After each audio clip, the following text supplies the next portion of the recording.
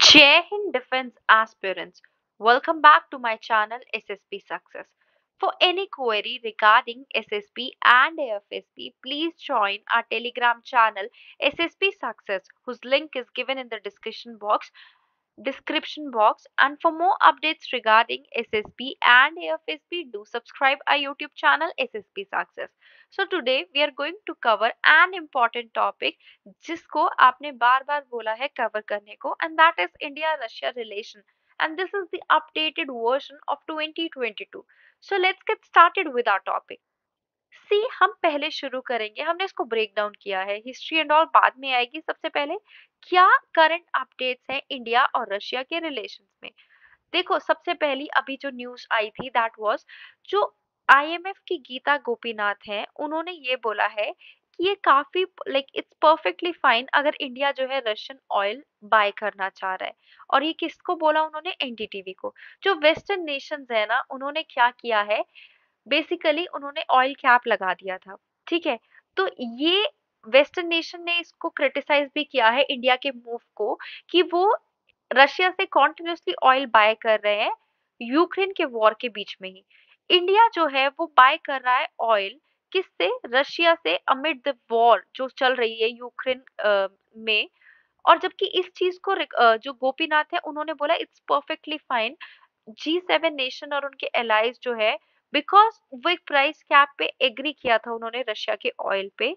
और ये किसने कहा? आईएमएफ की first deputy managing director Gita Gopinath ने।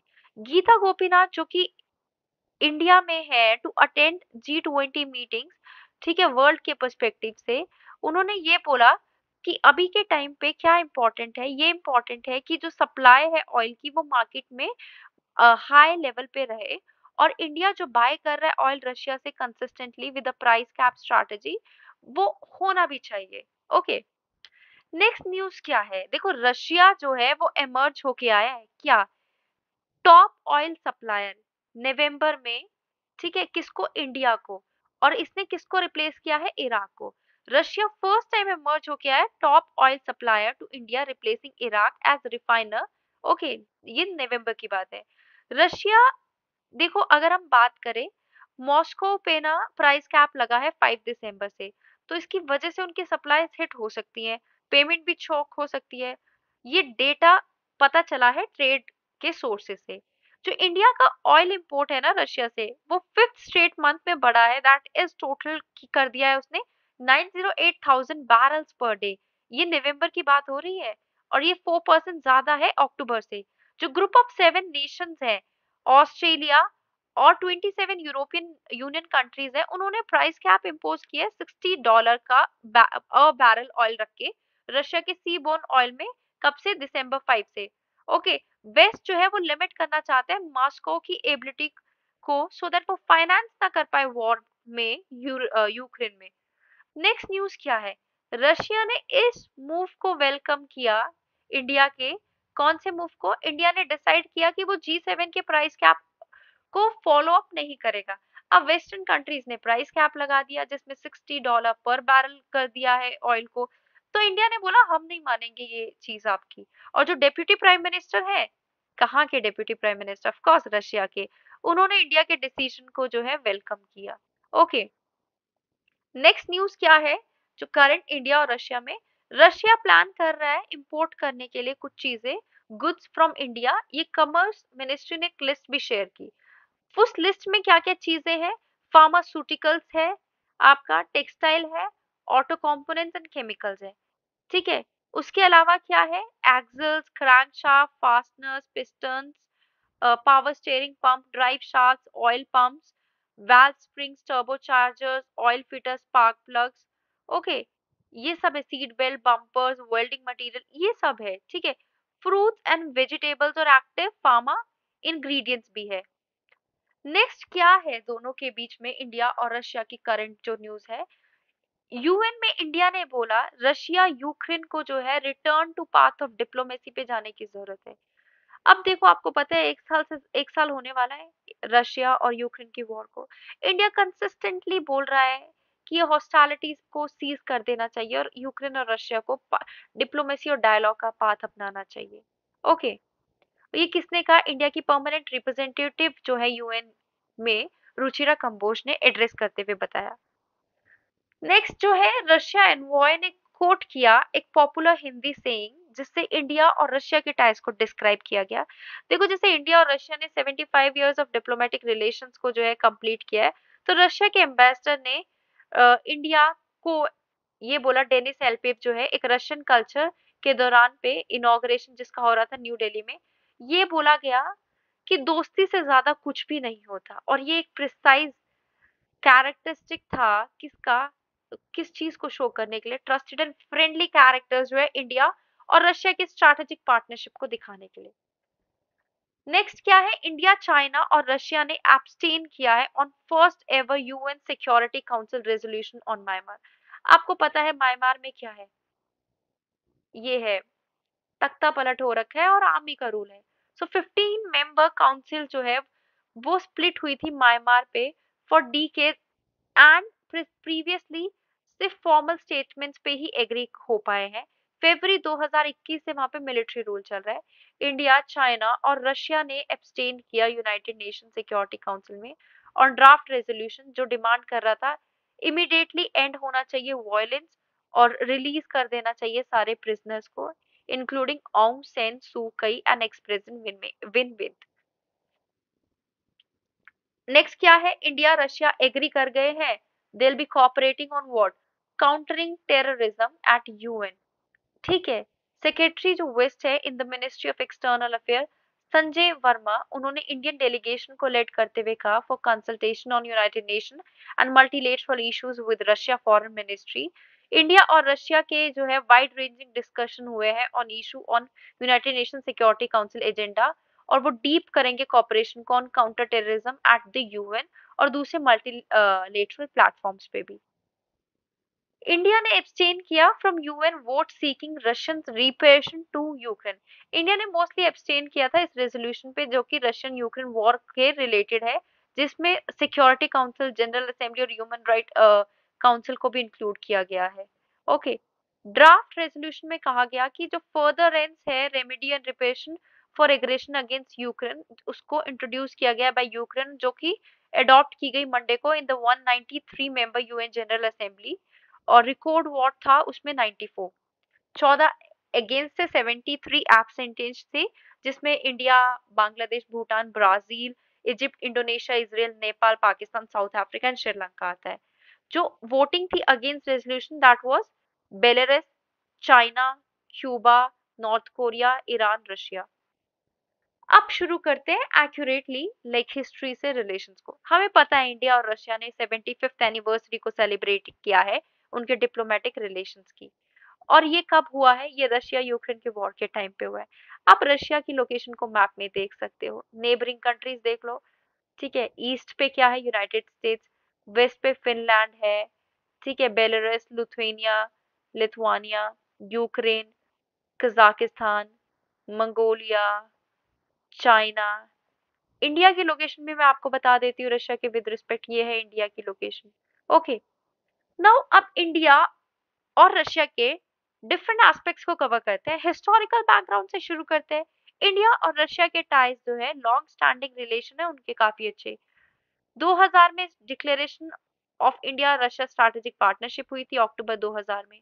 इंडिया रशिया के टाइज जो है वो क्वालिटेटिवली नए कैरेक्टर्स, नए तरीके से एनहांस हो रहे सारे एरियाज में, politically, security, defence, trade, economy, science and technology. Cold war के टाइम पे इंडिया और सोवियत यूनियन की स्ट्रॉन्ग स्ट्रैटेजिक थी, military, economic and diplomatic relationship थे।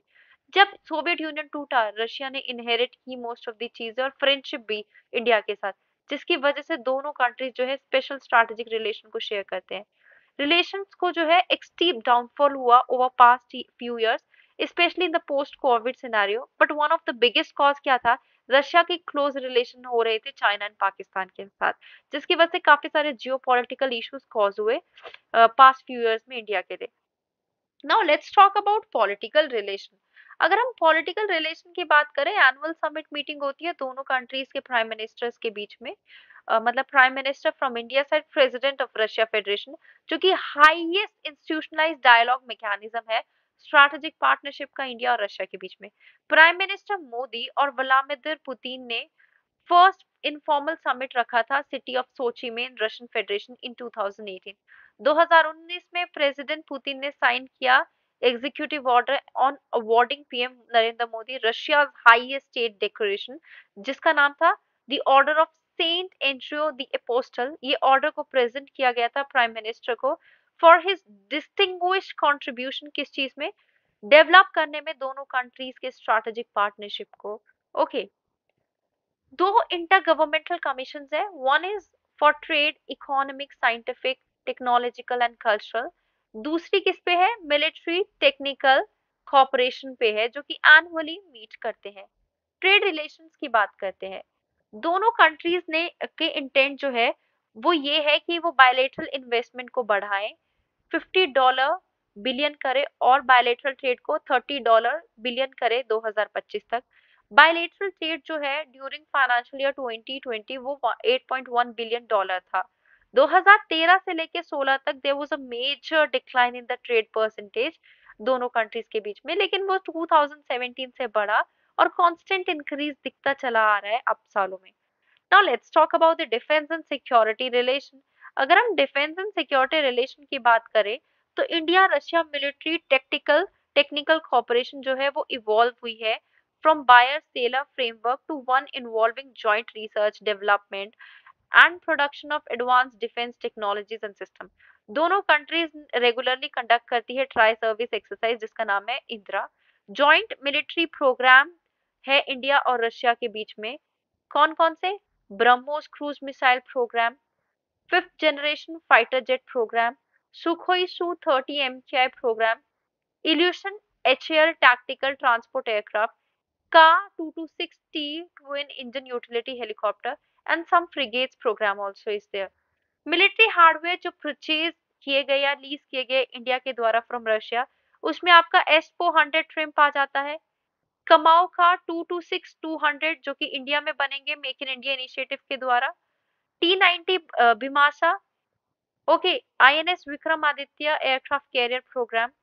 रशिया एक इम्पोर्टेंट रोल प्ले करता है इंडियन नेवी को असिस्ट करने में in its submarine programs. India की नेवी की first submarine foxtrot class Russia से आई है। Okay, India is dependent for on Russia for its nuclear submarine program. Okay, INS Vikramaditya sole aircraft carrier जो था, अब ऑल्दो हम यहाँ पे इंडिजीनियसली बना रहे हैं और अब एक तो कमीशन भी किया गया है, ठीक है, उसका ओरिजिन जो है पहले वाले का विक्रमादित्य का रशिया से ही है। 9 ऑफ 14 कन्वेंशनल सबमरीन्स ऑपरेट की जाती है जो इंडिया के द्वारा वो रशियन है। What are other important areas or relations between India and Russia?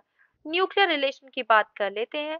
Russia important partner है इंडिया के लिए in the area of peaceful use of nuclear energy, एक कंट्री जिसके पास एडवांस न्यूक्लियर टेक्नोलॉजी है with an impeccable non proliferation record. Kudankulam nuclear power plant वो build किया गया है इंडिया में रशिया की हेल्प से। रशिया और इंडिया इंप्लीमेंट कर रहे हैं Rooppur nuclear power project in Bangladesh. Space exploration, दोनों साइड कॉपरेट करें peaceful uses of outer space, जिसमें सैटेलाइट की लॉन्चेस है, ग्लोनास नेविगेशन सिस्टम है, remote sensing and other societal application of outer space है।